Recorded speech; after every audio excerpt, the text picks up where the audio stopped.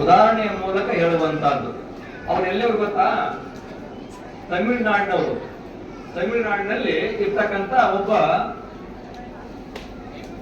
ಒಬ್ಬ ಕುದುರೆ ಲಾಯವನ್ನ ಕರಿಕಾಲ ಚೋಳ ಅಂತ ಒಬ್ಬ ಮಹಾರಾಜರಿದ್ರು.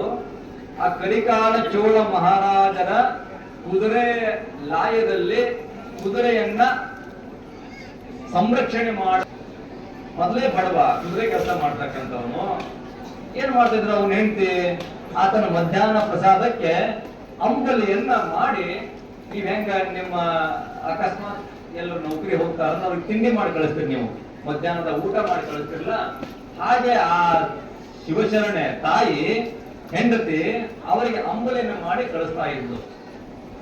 ಇವ್ರೇನ್ ಮಾಡ್ತಾ ಇದ್ರು, ಚೆನ್ನೈನವರು ಅಲ್ಲಿ ಹೋಗಿ ಕಾಡಿಗೆ ಹೋಗಿ ಕುದುರೆಗಳನ್ನ ಮೇಯೋದಕ್ಕೆ ಬಿಟ್ಟು ಅಲ್ಲಿ ಒಂದು ಶಿವಲಿಂಗವನ್ನ ಸ್ಥಾಪನೆ ಮಾಡಿಕೊಂಡು ಆ ಶಿವನನ್ನ ಪೂಜೆ ಮಾಡ್ತಾ ಮಾಡ್ತಾ ತಾವು ತಂದಿರ್ತಕ್ಕಂಥ ಅಂಬಲಿಯನ್ನ ಆ ಶಿವನಿಗೆ ನೈವೇದ್ಯವನ್ನ ಮಾಡಿ ಅವರು ಅದನ್ನ ಸ್ವೀಕಾರ ಮಾಡ್ತಾ ಇದ್ರು, ಪ್ರಸಾದವನ್ನ ಮಾಡ್ತಾ ಇದ್ರು. ಯಾರು ಯಾರು ನಿಮ್ ಲಕ್ಷ್ಯ ಇಲ್ಲ ಈ ಕಡೆಗೆ, ಹಸುವಾಗಿದೆ ನಿಮಗೆ, ಲಕ್ಷ್ಯ ಇದೆಯಾ ಈ ಕಡೆಗೆ? ಲಕ್ಷ್ಯ ಇದ್ರೆ ಮಾತಾಡಿದ್ ನೀವು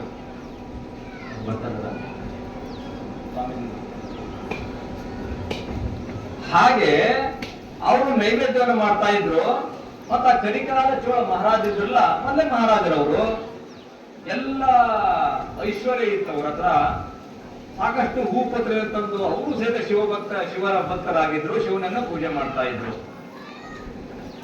ಆದ್ರೆ ವಿಶೇಷ ಏನು ಅಂತ ಹೇಳಿದ್ರೆ, ಇಲ್ಲಿ ಮಾರಡ ಚೆನ್ನೆಯ ಪೂಜೆ ಮಾಡ್ತಕ್ಕಂತ ಸಂದರ್ಭದಲ್ಲಿ ಶಿವ ಪ್ರತ್ಯಕ್ಷ ಆಗ್ತಾ ಇದ್ದ, ಪೂಜೆಯನ್ನು ಸ್ವೀಕಾರ ಮಾಡ್ಕೊಳ್ತಾ ಇದ್ದ, ಅವರು ಕೊಟ್ಟಿರ್ತಕ್ಕಂಥ ಅಂಬಲಿಂದ ಪ್ರಸಾದ ಮಾಡ್ತಾ ಇದ್ರು. ಯಾರು? ಶಿವ. ಅಲ್ಲಿ ಕರಿಕಾಲ ಚೋಳ ಮಹಾರಾಜರು ಪೂಜೆ ಮಾಡ್ತಾ ಇದ್ರು, ಶಿವ ಅಲ್ಲಿ ಪ್ರತ್ಯಕ್ಷ ಆಗ್ತಾ ಇದ್ದ, ಆ ಪೂಜೆನ ಸ್ವೀಕಾರ ಮಾಡ್ತಾ ಇದ್ರು. ಆಗ ಅಲ್ಲಿ ಊಟ ಮಾಡ್ತಾನಿಲ್ಲ, ಅಲ್ಲಿ ಭಕ್ಷ್ಯ ಭೋಜ್ಯಗಳೆಲ್ಲ ಇದ್ವು. ಏನು ಪಕೋಡ, ವಡ, ಇಡ್ಲಿ, ಸಾಂಬಾರು, ಹೋಳಿಗೆ, ಕಡುಬು ಎಲ್ಲ ಇದ್ವು. ಆದ್ರೆ ಶಿವ ಅದನ್ನು ಸ್ವೀಕಾರ ಮಾಡ್ತಾ ಇರಲಿಲ್ಲ. ಮೊದಲು ಅವರು ಕರಿಕಾಲ ಚೋಳ ಮಹಾರಾಜರು ಆ ದರ್ಪ, ಆ ಶಕ್ತಿ ಒಂದ್ಸರಿ ಏನ್ ಮಾಡ್ತಾರೆ, ಭಗವಂತನಿಗೆ ಕೇಳೇ ಬಿಡ್ತಾರೆ, ಅಲ್ಲ ಭಗವಂತನೇ, ಶಿವನೇ, ನಾನು ನಿನಗೆ ಇಷ್ಟೆಲ್ಲ ಸಮೃದ್ಧಿಯಿಂದ ಪೂಜೆ ಮಾಡ್ತಾ ಇದ್ದೇನೆ, ಮಿಷ್ಟಾನ್ನ ಭೋಜನವನ್ನ ಕೊಡ್ತಾ ಇದ್ದೇನೆ, ನೀನು ಪೂಜೆನ ಸ್ವೀಕಾರ ಮಾಡ್ತಾ ಇದೀಯಾ, ಅದ ಪ್ರಸಾದವನ್ನು ಯಾಕೆ ಸ್ವೀಕಾರ ಮಾಡ್ತಾ ಇಲ್ಲ ಅಂತೇಳಿ ಶಿವನಿಗೆ ಪ್ರಶ್ನೆಯನ್ನ ಕೇಳ್ತಾರೆ. ಅವಾಗ ಶಿವ ಹೇಳ್ತಾನೆ, ನೋಡಪ್ಪ, ನಿನ್ನ ಪೂಜೆಯನ್ನು ಸ್ವೀಕಾರ ಮಾಡ್ತಾನೆ, ಆ ಕಾಡಿನಲ್ಲಿ ಮಾದರ ಚೆನ್ನಯ್ಯ ಅಂತ ಒಬ್ಬ ಶರಣಿದ್ದಾನೆ, ಅವನ ಪೂಜೆಯನ್ನು ಮಾಡ್ತಾನೆ. ಅವನೇನ್ ಮಾಡ್ತಾನೆ, ನನಗೆ ಬಹಳ ಭಕ್ತಿಯಿಂದ ಅಂಬಲಿಯನ್ನ ಉಣಿಸಿ ಕಳಿಸಿ ಬಿಡ್ತಾನೆ, ನಾನು ಬಹಳ ಖುಷಿಯಾಗಿ ಆ ಅಂಬಲಿ ಉಂಡು ಬಿಡ್ತೇನೆ. ಇಲ್ಲಿ ನಿನ್ನ ಭಕ್ಷ್ಯ ಭೋಜನ ನನಗೆ ಇಷ್ಟ ಆಗ್ತಾ ಇಲ್ಲ, ನನ್ನ ಪೂಜೆ ಅಷ್ಟೇ ಸಾಕು, ನನಗೆ ನಿನ್ನ ಪ್ರಸಾದ ಬೇಡ ಅನ್ನುವ ಮಾತನ್ನ ಶಿವ ಹೇಳ್ತಾನೆ. ಅವಾಗ ಅವರಿಗೆ, ಯಾರಿಗೆ? ಕರಿಕಾಲ ಚೋಳ ಮಹಾರಾಜರಿಗೆ ಬಹಳ ನೋವಾಗುತ್ತೆ, ದುಃಖ ಆಗುತ್ತೆ. ಅಲ್ಲ, ನಾನು ಮಹಾರಾಜ, ನನ್ನ ಕೆಳಗಡೆ ಇರ್ತಕ್ಕಂಥ ಕೂಲಿಕಾರ ಆತ ಮಾದರ ಚೆನ್ನಯ್ಯ, ಅವನು ಭಕ್ತಿ ಅಷ್ಟು ಮಾಡಬೇಕಾದ್ರೆ ಬಹುಶಃ ನನ್ನ ಭಕ್ತಿ ಕಡಿಮೆ ಆಗಿದೆ, ನಾನು ಅವನಷ್ಟೇ ಭಕ್ತಿಯನ್ನ ಮಾಡಬೇಕು. ಯಾರಷ್ಟು? ಮಾದರ ಚೆನ್ನಯ್ಯನಷ್ಟು ಭಕ್ತಿಯನ್ನ ಮಾಡಬೇಕು. ಹಾಗಾಗಿ ಅವನು ಹೆಂಗೆ ಭಕ್ತಿ ಮಾಡ್ತಾನೆ ನೋಡ್ಬೇಕು ಅಂತ ಹೇಳಿ ಅಲ್ಲಿ ಹೋಗ್ತಾರೆ. ಎಲ್ಲಿಗೆ? ಅವ್ರ ಮನೆಗೆ ಹೋಗ್ತಾರೆ.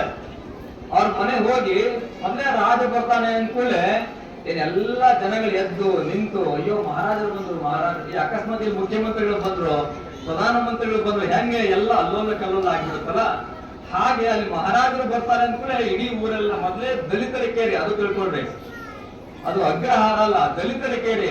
ದಲಿತರ ಕೇರಿಯಲ್ಲಿ ಅವಾಗಿನ ಕಾಲದಲ್ಲಿ ಒಬ್ಬ ಸಾಮಾನ್ಯ ಹೋಗ್ತಾ ಇರ್ಲಿಲ್ಲ. ಅದು ಮಹಾರಾಜರು ಬರ್ತಾರೆ ಅಂದ್ರೆ ಎಲ್ಲ ವ್ಯವಸ್ಥೆಯನ್ನ ಮಾಡ್ಕೋಬೇಕಲ್ಲ, ಅಲ್ಲಿ ಓಡಾಡಿ ಇಲ್ಲಿ ಓಡಾಡಿ ಎಲ್ಲ ಆದ್ಮೇಲೆ ಮನೆ ಒಂದ್ಸರಿ ಅವ್ರು ಬರ್ತಾರೆ. ಬಂದ್ಕೂಡೆ ಆ ಕರಿಕಾಲ ಚೋಳ ಮಹಾರಾಜ ಆ ಮಾದರ ಚೆನ್ನಯ್ಯನ ಕಾಲಿಗೆ ನಮಸ್ಕಾರ ಮಾಡ್ತಾರೆ. ಇದು ರಗಳೆಗಳಲ್ಲಿ ಬರ್ತದೆ, ಇದು ಕಾವ್ಯಗಳಲ್ಲಿ ಬರ್ತಕ್ಕಂಥದ್ದು. ನಮಸ್ಕಾರ ಮಾಡ್ತಾರೆ. ಅಯ್ಯೋ ಸ್ವಾಮಿ, ನೀವ್ ಯಾಕೆ ನಮಸ್ಕಾರ ಮಾಡ್ತೀರಾ? ನಾವು ನಿಮ್ಮ ಪಾದ ಸೇವಕರು ಅಂತ ಚೆನ್ನಯ್ಯನವ್ರು ಹೇಳ್ತಾರೆ. ಇಲ್ಲಪ್ಪ, ನೀನು ಬಹಳ ಶಿವಭಕ್ತನಿದ್ದೀಯ, ಆ ಶಿವನ ಅನುಗ್ರಹ ನಿನಗಾಗಿದೆ, ಶಿವನ ಒಲುಮೆ ನಿನಗಾಗಿದೆ, ಶಿವನ ಪ್ರಸಾದ ನಿನಗಾಗಿದೆ. ನಿನ್ನ ಪ್ರಸಾದವನ್ನ ಶಿವ ಸ್ವೀಕಾರ ಮಾಡ್ತಾನೆ. ಹಾಗಾಗಿ ನಿನ್ನ ದರ್ಶನವೇ ಶಿವ ದರ್ಶನ ಅಂತ ಹೇಳಿ ಅವನನ್ನ ಅಪ್ಪಿಕೊಂಡು ರಾಜಸ್ಥಾನಕ್ಕೆ ಕರೆಸಿ ಅವರಿಗೆ ಮಾನ ಸನ್ಮಾನವನ್ನ ಮಾಡ್ತಾರೆ ಅನ್ನುವಂತ ಕಥೆ ಬರುತ್ತೆ.